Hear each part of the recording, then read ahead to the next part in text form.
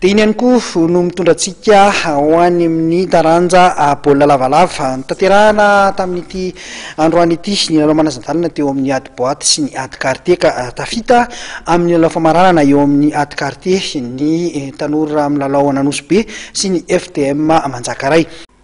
Ny 3FB sy ny IRC kosa no tafita hiatrika ny lalao famaranana eo amin'izay ady boaty izay.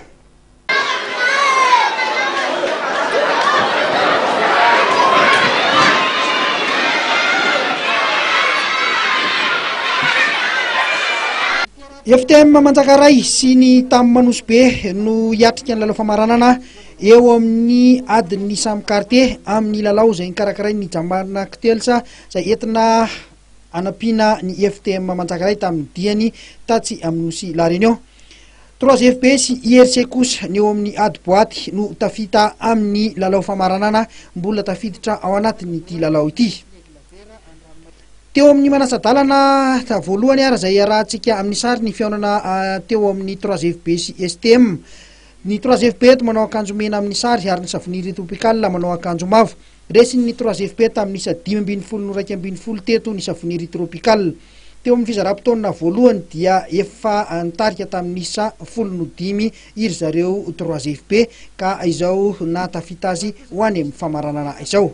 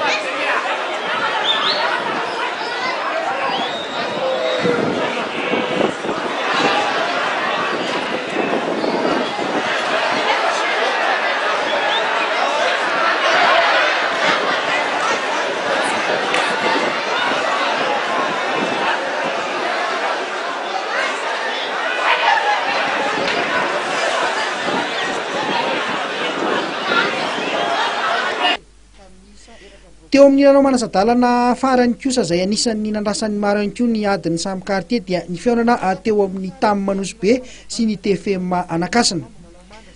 Teo amin'ny fidirana voalohany dia nitarika tamin'ny isa 5-13 zareo Tamanosibe izay efa nanana tombony betsaka. Mazava loatra fa izy ireo no nivoaka nandresy taoriny ny 20 minitra ny lalaovana. Resiny tamin'ny isa 1-12 ny TFM Anakasina.